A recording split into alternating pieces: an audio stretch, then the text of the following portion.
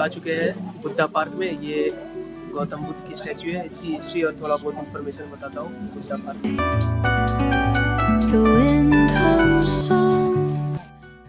अभी 4 बज चुके हैं और अभी हम लोग यहाँ से निकलने वाले हैं।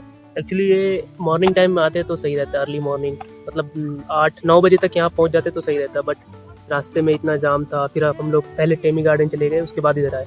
यहाँ अगर पहले आते हैं मॉर्निंग के टाइम तो इधर ये जो क्लाउड आपको थोड़ा थोड़ा दिख रहा होगा इस साइड, तो ये क्लाउड पूरा जो पार्क है, ये बुद्धा पार्क पूरा कवर कर लेता है।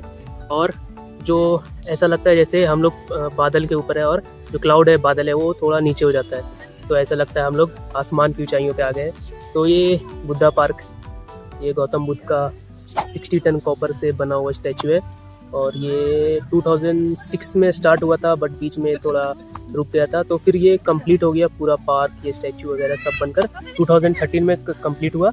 और फिर इसके इनॉग्रेशन के लिए, इस पार्क को इनॉग्रेशन के लिए दलाई लामा आए थे, तो दलाई लामा ने इस पार्क को इनॉग्रेट किया। और ये बनाया गया था गौतम बुद्ध के 2550th बर्थ एनिवर्सरी के ओकेजन पे। तो ये रहा थोड़ा बहुत बुद्धा पार्क रावंगला का थोड़ा बहुत डिटेल्स और इन्फॉर्मेशन। तो ये रावंगला साउथ सिक्किम में है, तो बाकी यही है रावंगला बुद्धा पार्क।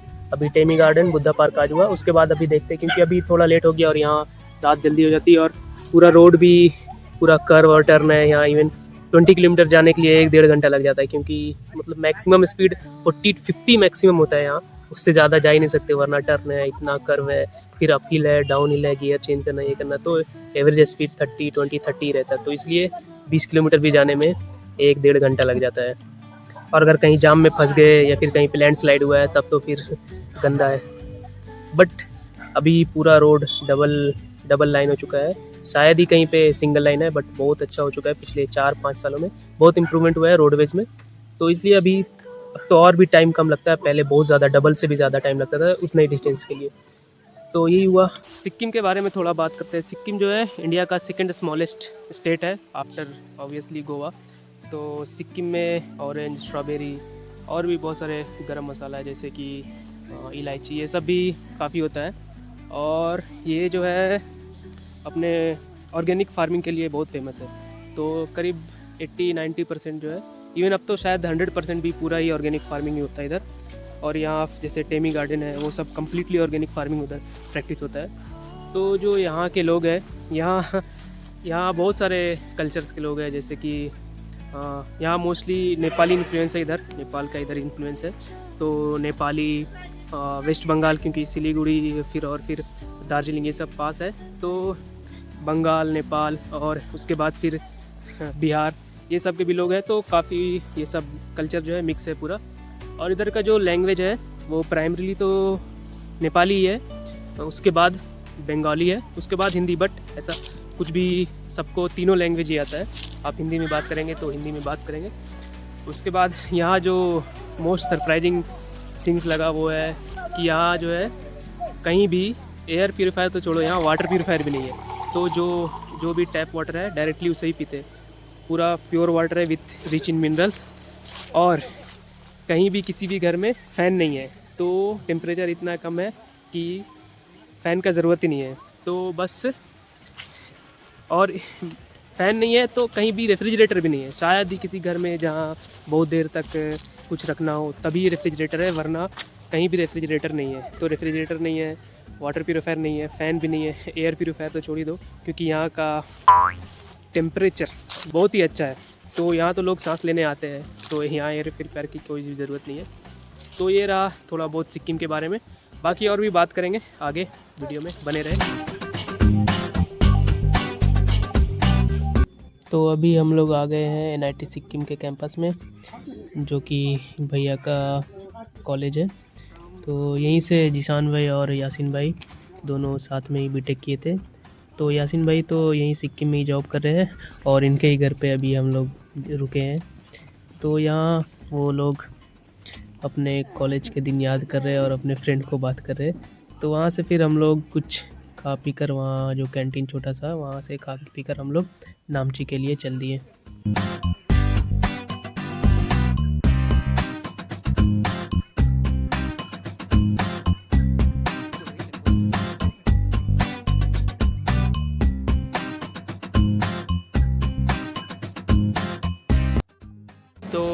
अभी शाम के बज चुके हैं करीब 7 और हम लोग आए हैं नामची मार्केट। आपको दिखाता हूँ कैसा है ये। तो सिक्किम का ये बहुत ही फेमस मार्केट है ये आफ्टर गैंगटॉक। ये नामची अब बहुत ही फेमस है। यहाँ बहुत दूर दूर से लोग आते हैं क्योंकि सिक्किम ऐसा ज़्यादा बड़ा स्टेट तो है नहीं, 6 डिस्ट्रिक्ट ही है। तो लोग शॉपिंग करने अगर सिक्किम में कर रहे हैं तो यहीं से आते हैं, वरना फिर सिलीगुड़ी या दार्जिलिंग जाते हैं। तो ये गैंगटॉक के बाद ये सेकंड लार्जेस्ट मार्केट है सिक्किम का। तो यहाँ से काफ़ी डेकोरेटेड है और वेल क्लीन्ड है सब कुछ। ऐसा लग रहा है अभी सुबह का ही वक्त है और ऐसा कुछ लग नहीं रहा कि ठंड है। वैसा है, थोड़ा थोड़ा ठंडा है। अभी थोड़ा सा शाम हुआ है तो इसलिए टेम्परेचर थोड़ा सा कम हुआ है। और पोल्यूशन तो बिल्कुल भी नहीं है। ऐसा हवा जैसे लग रहा है जैसे डायरेक्ट सिर्फ ऑक्सीजन ही ले रहा हूँ, ऐसा पूरा साफ क्लीन एयर है। तो बाकी आगे देखते हैं।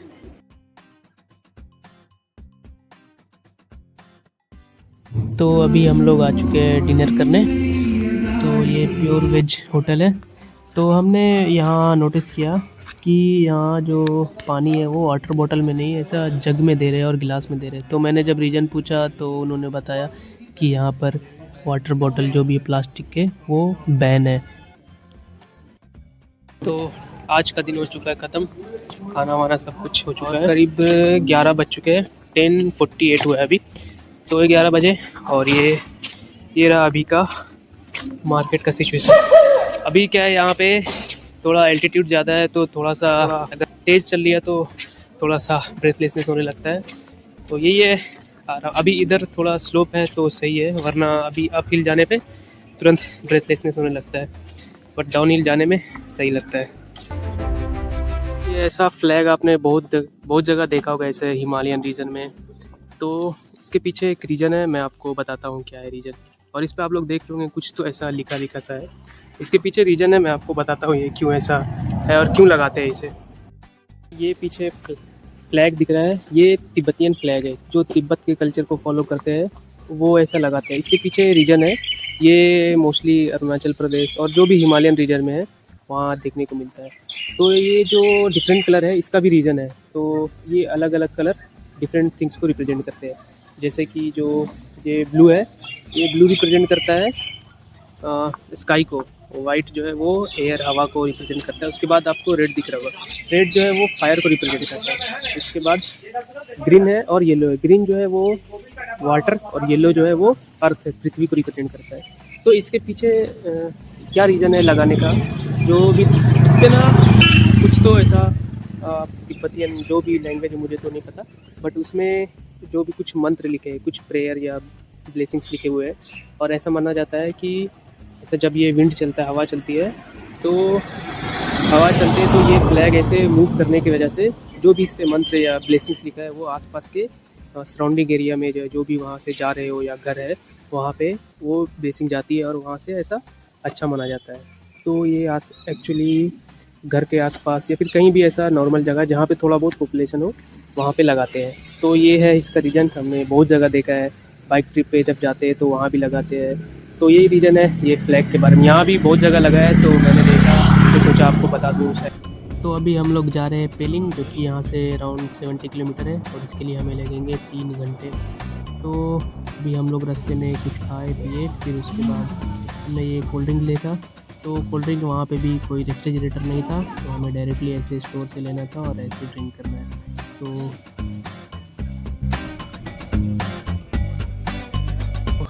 अभी पहुँच चुके हैं मोनास्ट्री पेलिंग में। Pelling north east part of Sikkim में आता है।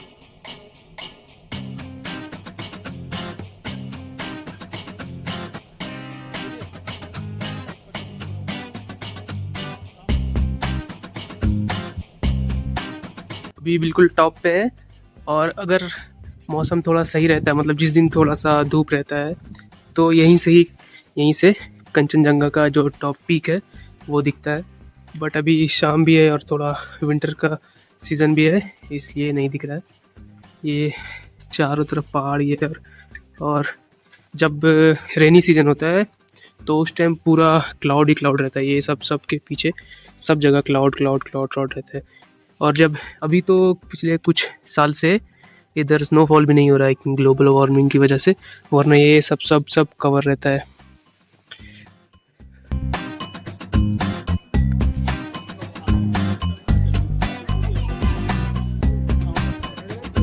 तो वापस रास्ते में लौटते टाइम एक कुछ छोटा सा मेला दिखा, वहाँ हम लोग गए तो अलग अलग तरह से लोग लॉटरी लगा रहे थे, लॉटरी खेल रहे थे। तो इतने तरीके थे, मुझे तो पता भी नहीं था कि ऐसे ऐसे लॉटरी खेलते हैं। तो थोड़ा दूर और आगे चलने पे मुझे सॉल गुडमैन के कुछ फैंस दिखे जो कि बिंगो खेल रहे थे, और उसे लोकली यहाँ तंबोला कहते हैं इस गेम को। 52 लाख pasar iPhone number 14